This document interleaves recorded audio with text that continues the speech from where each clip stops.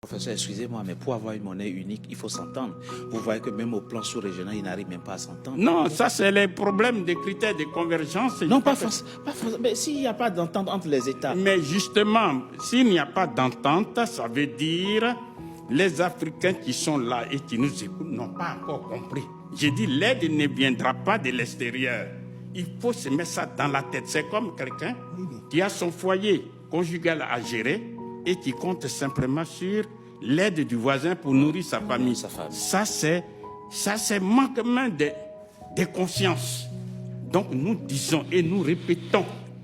Ça, c'est la première solution, c'est la monnaie unique africaine. Deuxièmement, avec l'argent qui est le nôtre, qui est garanti par nous. Oui.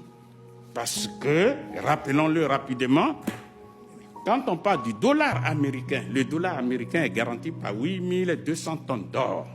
Mais nous disons et nous répétons, ils peuvent aller le vérifier, tous les pays africains ont des stocks d'or, de diamants.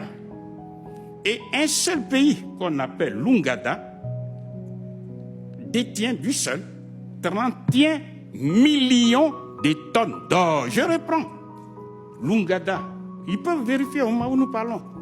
31 millions de tonnes d'or. Alors imaginons la RDC, l'Ouganda, le Mali. Mais rien que même l'Ouganda tout seul, on se met ensemble, on dit bon, décaissons immédiatement pour garantir notre monnaie, il faut décaisser 130 000 tonnes d'or. Décaisse ça et nous, on va te rembourser à dose homéopathique. Mais la monnaie unique africaine qui est garantie par 130 000 tonnes d'or, il n'existe pas sur la terre une seule monnaie, fut-elle le dollar américain, ne peut rivaliser avec. Donc on aura déjà les moyens. Maintenant, il faut insister. Pourquoi y a-t-il eu l'esclavage? Pourquoi y a-t-il eu la colonisation? Les gens ont les possibilités de fabriquer les billets de banque. Mais ce ne sont pas les billets de banque seuls qui produisent les biens. Ce sont les êtres humains. L'Afrique... Capital humain. L'Afrique a les bras. Aujourd'hui, 1 milliard 300 millions. Demain, dans quelques années, c'est 2 milliards.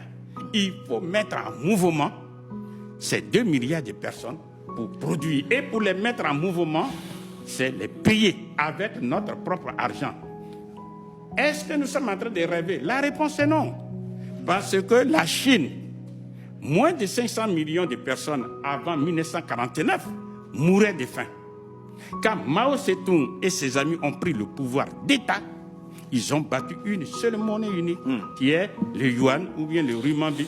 Et aujourd'hui, les Chinois sont devenus, même si ça peut encore déranger certains esprits, la première puissance économique du monde. C'est la Chine qui finance le monde entier, à commencer par les États-Unis d'Amérique et l'Union européenne. Donc nous disons, ce genre d'aide, pour rester dans le sujet dont on nous parle, c'est de la diversion. Donc la première solution, c'est battre la monnaie unique. Deuxièmement, avec la monnaie unique africaine, nous allons industrialiser les économies africaines, c'est-à-dire transformer toutes les matières premières agricoles, minières, minérales et énergétiques en des produits finis qui génèrent de la richesse qu'on appelle les valeurs ajoutées, lesquelles valeurs ajoutées éliminent la pauvreté. C'est ce que font tous les pays dits développés. Il n'existe pas sur la terre un seul pays développé qui ne soit pas industrialisé. Or, tous ces pays, que ce soit l'Italie et tous les autres, ils vont tout proposer, sauf ce que je suis en train de dire. Parce que ça ne les arrange pas. Voilà. Troisième solution maintenant, c'est l'État fédéral africain, c'est-à-dire les États-Unis d'Afrique. Et ça, on n'a pas besoin des années de lumière. Un juriste à ma gauche ici, il suffit simplement de mettre une ceinture politique autour de ces 54 pays et on sort un être moral qu'on appelle l'État fédéral africain et on lui accorde 6 compétences qui sont 1. Puisque nous sommes un seul État désormais, tous ceux qui ne font pas partie de l'Afrique, eh bien avec eux on a des frontières. Donc c'est l'État fédéral africain qui va gérer sa deuxième compétence. Lorsque vous écrivez aux États-Unis d'Amérique, vous achetez un seul thème. Vous n'achetez pas 50 thèmes. Donc, c'est l'État fédéral qui va gérer les PTT. Troisième solution, une troisième compétence, eh bien, il y a une seule politique étrangère. Quand je m'avais à l'ambassade des États-Unis, vous allez dans une seule ambassade. Donc, si on crée notre État fédéral, eh bien, c'est l'État fédéral qui va gérer la politique étrangère. Maintenant, ça, c'est ce qu'on appelle les compétences naturelles. À cela s'ajoutent 3 autres compétences qui sont la monnaie unique africaine sera gérée par l'État fédéral africain. C'est-à-dire tous les 54 pays qui sont membres, on va avoir une seule monnaie. Et avec pas une banque centrale africaine, vous voulez dire? Bien sûr, avec une banque centrale. Donc, ça, c'est la 4e compétence. La 5e compétence, eh bien, c'est la défense. Aujourd'hui, beaucoup de pays africains sont victimes de l'insécurité, par-ci, par-là. Quand on voit en RDC, il y a la guerre là-bas. Quand on voit au Soudan, il y a la guerre un peu partout. Eh bien, nous disons, nous allons avoir une armée fédérale africaine, écoutez-moi très bien, rendue invincible. Pourquoi?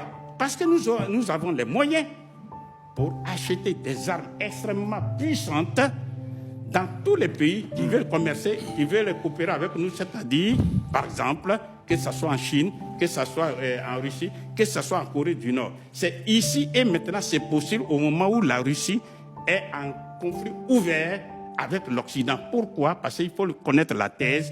Il est hors de question de permettre aux Africains de s'armer. Parce qu'il ne faut pas armer un esclave. Parce que si l'esclave est armé, non seulement il ne va pas se soumettre, mais il peut même tuer le maître. Voilà pourquoi l'Afrique est dans ce désordre-là. 6e compétence. Et la 6e compétence, eh bien, l'État fédéral va veiller à l'industrialisation des économies africaines. C'est-à-dire, écoutez-moi très bien, voilà un juriste, il faut constitutionnaliser, il faut mettre dans la loi des lois l'obligation de quoi? De transformer toutes les matières premières en des produits finis. On ne doit plus jamais exporter les matières premières brutes de l'Afrique. Mais ce sont les produits finis qu'on peut faire.